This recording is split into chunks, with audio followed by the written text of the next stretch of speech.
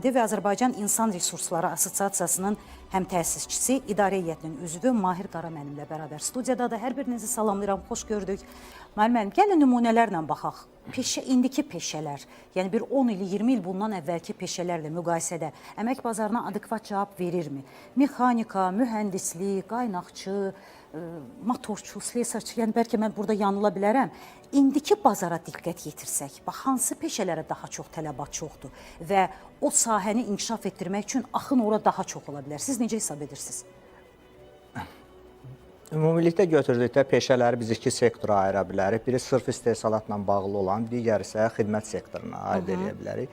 İstər-istəməksə xidmət sektoru həmişə var olub. Ancaq digər sahədə isə təbii ki, istehsalatla bağlı, istehsal sahələri çox olsa adekvatdır. Məsələn, tikinti qurğu işləri sahəsində işlər çox olduğuna görə müəllimin vurğuladığı kimi qaynaqçılıq, müxtəlif peşələr fərqi yoxdur. Qaynaqçı peşələrinə tələblər var. Avtomatik qaynaq işləri çoxdursa, defeskopiya, yəni qaynaq tikişlərinin toxum yoxlanması sahəsinə, bu sahədə tələblər var. Bir də biz həm də yanaşanda bu məsələyə bugün üçün yox, gələcək üçün baxmalıyıq. Məsləhət görürəm ki, əgər istəyirsənsə yaxşı bir işdə işləmək, hibrid maşınlar, sonra elektrik maşınlar get-gedə çoxalır. Yəni ölkədə biz müşahidə edirik gündəlik həyatımızda. Deməli, yəni peşəni gələcək üçün seçmək. Bəli. Yeni peşələr yaranır. Artıq bu peşələr və yaxud da ki biz götürək indi kütləvi vasitələrdən, sosial şəbəkələri götürək.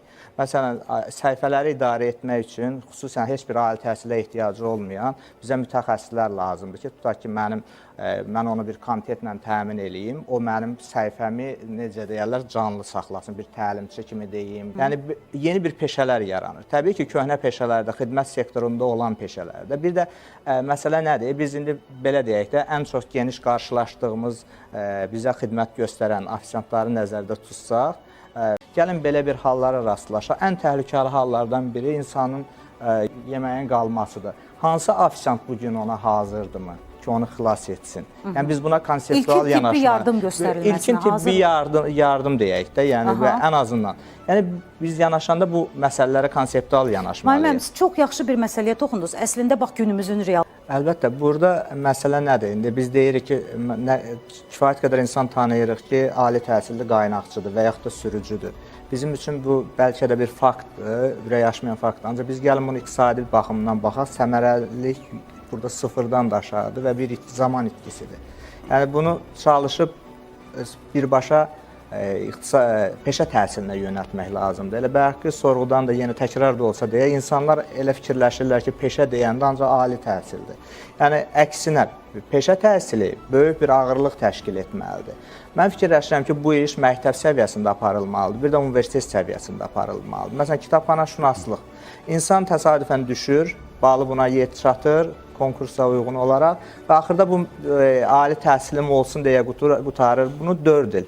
Bu vaxt itkisidir, maliyyə resurs itkisidir. Hətta biz başqa tərəfdən hesablasaq, baxarıq ki, o 4 ildə işləsəydi nə qədər dəyər yaratmış olardı. Fərd olaraq özünə, ailəsinə, həm də cəmiyyətə və dövlətinə. Yəni, bu baxımdan biz bunu məktəb səviyyəsində başlamalıyıq. Bu iş uşaqlardan çox valideynlərlə aparmalıdır. Xanımdırsa, dünyaya gəlirsə, stereotiplər var. Mütləq ya müəllim olmalıdır, ya da həkim olmalıdır. Yəni, biz bu bariyeri keçməliyik, biz əsas aktiv şəkildə valideynlərlə işləməliyik. Bir də bizim problemimiz nədir universitetlərdə? Fikirləşin ki, niyə kitabxanaçılıq deyirəm? Yadıma düşən ilk nümunədir, həm də sadədir. Baxın, adam kitabxanaçılıq və fərqi yoxdur. Sənətşünaslıq olsun. Sənətşünaslıq olsun, fəlsəfə. Baxaq, fəlsəfiyə girdi. Bu oxuyur 4 il. Və yaxud da ki, kitabxanaşünaslığa, universitetə girə bilsin.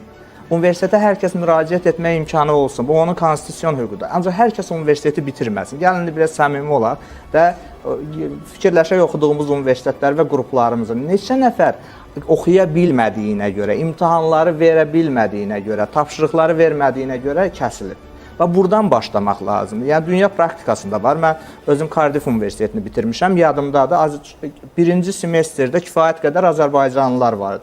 Biz birinci semestrin sonunda artıq o adamları görmədik. Mən maraqlandım. ki, onlar hardadılar, imtahandan keçə bilmədilər, təhsillərini davam eləyə bilmədilər. Yəni biz bu keyfiyyətlə tənzimləyəndə insanlar başa düşməlidir ki, universitetə girəcəklər. Ancaq bitirmək məsələsidir. Bizim problemimiz bir də nədir? Məsəl üçün, biz bir bərbərin qazancını çatdıra bilirikmi?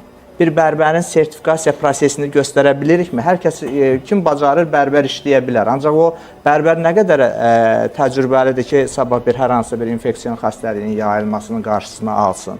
Və yaxud da ki, çalışıram nümunələr üzərindən danışım. Yəni, gördüyüm praktikada, baxın, avtomobillərimizi biz tanımadığımız bir yerə gedirik, veririk, orada onu təmir eləyirik. Axırı onun bizim üçün ditkinlə nəticələnə bilər. Mən biraz da istəyirəm, müəllim, başqa bir istiqamət. Biz insanlara və onların baxışına, tərzinə, dünya görüşünə çox yüklənirik. Amma gəlin digər tərəfdən də işə götürən hər bir halda sənədləşmədə, CV-yə diqqət yetirəndə mütləq ali təhsil haqqında arayış və yaxud ali təhsil haqqında sənəd istəyir, diplom istəyir.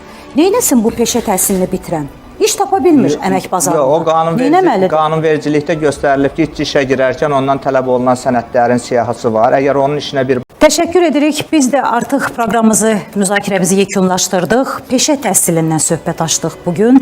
Elə günümüzün də reallığı budur. Həm təhsilli olmaq, həm də peşəkar.